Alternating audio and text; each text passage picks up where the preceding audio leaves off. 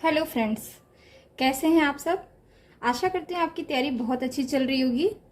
Anthropological theories के ही series में हम आज बात करेंगे स्ट्रक्चरलिज्म की। अभी तक आपने फंक्शनलिज्म, स्ट्रक्चर फंक्शनलिज्म ये सारी चीज़ें समझी। अब आते हैं हम स्ट्रक्चरलिज्म से की तरफ। प्रॉपर स्ट्रक्चरलिज्म या स्ट्रक्चरलिज्म एक्चुअली पूरी तरह से स्ट्रक्चरलिज्म के बारे में किसने बात की, वो थे क्लाउड लेवी स्ट्रास ने। तो यहाँ मैं आपको अपनी ही बुक से एक सेक्शन दिखाने वाली हूँ और वहीं से समझाऊंगी और कोशिश करूँगी कि आप कोशिश करिएगा कि आप ये सारे कुछ अपने वर्ड्स में लिख पाएँ, और वीडियो के दौरान स्क्रीनशॉट भी ले सकते हैं। तो स्ट्रक्चरलिज्म का अगर देखा जाए तो नेक्स्ट टू, अभी तक आपने देखा था ना प्रीवियस एपिसोड में रेडक्लिफ ब्राउन ने जो है स्ट्रक्चर फंक्शनलिज्म की बात की थी, ठीक है।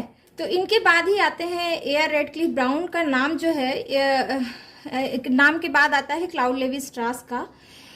Next to A R. Radcliffe Brown, who we can name the French anthropologist Claude Levi Strauss, whose approach of cultural analysis has been known as structuralism in anthropology। तो स्ट्रक्चरलिज्म जहां सुनाई पड़ेगा सीधे दिमाग में आना चाहिए किसका नाम, क्लाउड लेवी स्ट्रास का, ठीक है। किसका आएगा, लेवी स्ट्रास, लेवी स्ट्रास, ठीक है। अब लेवी स्ट्रास के बारे में थोड़ा सा देखते हैं। Next point, Levi Strauss was primarily concern with psychological factors and processes in order to explain the various cultural practices, ठीक है। लेवी स्ट्रास एक्चुअली साइकोलॉजिस्ट थे, ठीक है। तो इन्होंने एंथ्रोपोलॉजी को समझने के लिए साइकोलॉजिकल अप्रोच लगाया। ये शुरुआत में इनका कंसर्न ये था कि क्या फैक्टर्स हैं, क्या वो साइकोलॉजिकल फैक्टर्स और प्रोसेसेस हैं जो ये सारे कल्चरल प्रैक्टिसेस को अंजाम देते हैं। समझ में आई बात। तो इसके लिए उन्होंने क्या क्या फैक्टर्स चुने। He considered art, rituals and patterns of daily life as the manifestation of culture, ठीक है। उस शुरुआत में उन्होंने ये सारी चीज़ें चुनी कि कल्चर में कौन सा आर्ट है, उस कल्चर में कौन से रिचुअल परफॉर्म हो रहे हैं, उस कल्चर का डेली लाइफ पैटर्न क्या है, ठीक है। और इस तरह से वो सारी चीज़ों को रिलेट करे और बताए कि इसके पीछे किस तरह का ह्यूमन माइंड, क्या साइकोलॉजी काम कर रही है, ठीक है। तो वही पॉइंट है, he considered art ritual patterns of daily life as the manifestations of culture. Doing this he stress on the cognitive process, ठीक है। अच्छा, ये सारा कुछ जब वो कर रहे थे तो उन्होंने किस बात पे स्ट्रेस दिया, किस बात पे जोर दिया, वो था कॉग्निटिव प्रोसेस की। दिमाग का कॉग्निशन, दिमाग का कैसे कॉग्निशन मतलब ये कि दिमाग, साइकोसोमेटिक, दिमाग और हमारा शरीर ये एक दूसरे से कैसे रिलेटेड है और किसी चीज़ को कैसे परफॉर्म करते हैं। अभी तो एक नया सब्जेक्ट भी आ चुका है कॉग्निटिव साइंस का, ठीक है। सबसे पहले इलाहाबाद यूनिवर्सिटी ने इसे लॉन्च किया था। तो इसे हम ब्रेन और हमारा बॉडी बिहेवियर वो कैसे फंक्शन करता है, ये सारा कुछ स्टडी करते हैं, ठीक है। तो लेवी स्ट्रास ने समझने की कोशिश की कुछ फैक्टर्स लेके कि कल्चर में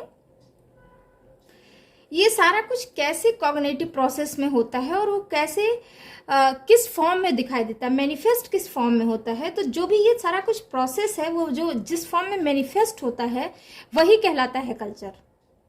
समझ आ रही है मैं क्या कह रही हूँ, ठीक है। अभी समझ में आएगा जो भी रह गया है।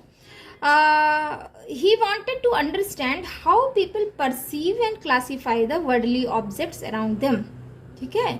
वो चाहते थे, वो ये समझाना चाहते थे कि लोग कैसे अपने आसपास की चीज़ों को महसूस करते हैं और कैसे उस चीज़ के लिए रिएक्शन देते हैं।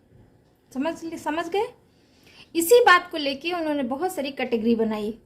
According to him, next point आप लिख लीजिएगा, उनके अनुसार human mind undergoes a process of dualism. जब कैटेगरी बनाए तो उसमें उन्होंने देखा कि जो इंसान का दिमाग होता है वो दो तरह से रन करता है, ठीक है। So he made a distinction. जैसे इलेक्ट्रॉन के बारे में जो लोग केमिस्ट्री के होंगे वो जानते होंगे कि इलेक्ट्रॉन का भी डुअल नेचर होता है, वो मैटर के भी फॉर्म में रह सकता है, एनर्जी के भी फॉर्म में, ठीक है। इसी तरह इन्होंने भी बताया, लेवी स्ट्रास ने, कि जो इंसान का दिमाग है ना वो डुअलिज्म में रहता है, ठीक है। So he made a distinction between conscious and unconscious level, ठीक है।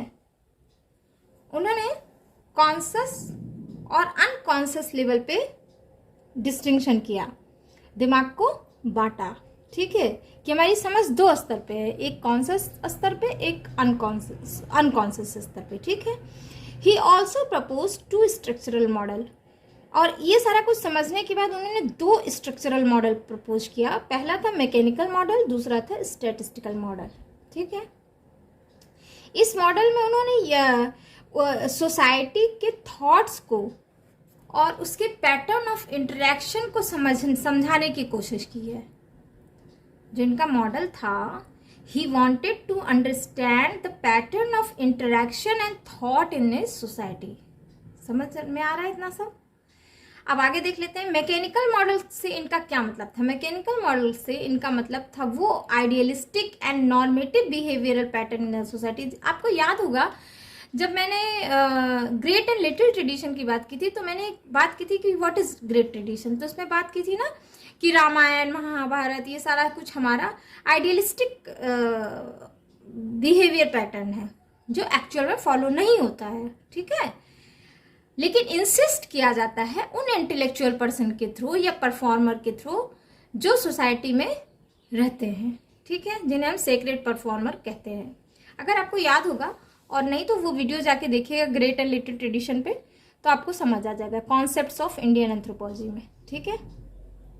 तो वही बात यहाँ पे लेवी स्ट्रॉस ने समझाने की कोशिश की है कि by mechanical model he refer to the idealistic and normative behaviour pattern in society which facilitate in integration and cohesion of the member. और ये क्या करता था, आपको पता होगा कि जब वहाँ पे बात कर रहे थे तो क्या कह रहे थे कि भाई ये सारी चीज़ें सोसाइटी को इंटीग्रेट करती हैं। कहीं पे राम कथा हो रहा है, सारे लोग जाएंगे मतभेद भुला के, ठीक है, यही बात है। तो bye mechanical model he referred the idealistic and normative behavioural pattern in a society which facilitate in integration and cohesion of the members, ठीक है। उसके विपरीत जो स्टैटिस्टिकल मॉडल है वो क्या है, in contrast to the statistical model indicate the real behaviours. भाई देखिए 1000 बार सारे जगह पे समझाया गया है झूठ मत बोलो, झूठ मत बोलो, झूठ मत, लेकिन हम सोसाइटी में सुबह से शाम तक कितना झूठ बोलते हैं, झूठ सुनते हैं, झूठ देखते हैं, झूठ करते हैं ना।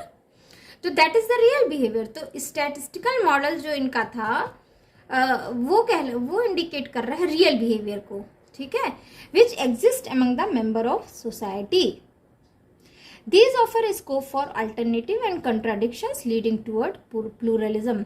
और यही जो डेविएशन है फ्रॉम द आइडियलिज्म, वही जो है क्या आगे चल के बना देता है कल्चरल प्लूरलिज्म। कल्चरल क्या आप कहेंगे, मतलब कई फॉर्म में कल्चर एग्जिस्ट कर रहा है, ठीक है। Thus, इस प्रकार Levi Strauss introduce a concept scale of measuring the daily life phenomena. और इस तरह से लेवी स्ट्रॉस ने एक कॉन्सेप्ट को इंट्रोड्यूस किया जिससे आप डेली लाइफ फिनोमिना को मेजर कर सकते हैं। यहां तक बात समझ आ गई? ये तो हो गए Claude Levi Strauss. Next point है, there were also other structuralist in France as well as in Britain who became influenced by Claude Levi Strauss, ठीक है। उसमें से कौन था इम्पॉर्टेंट पर्सन, वो थे Edmund Leach. Edmund Leach was one of them, ठीक है।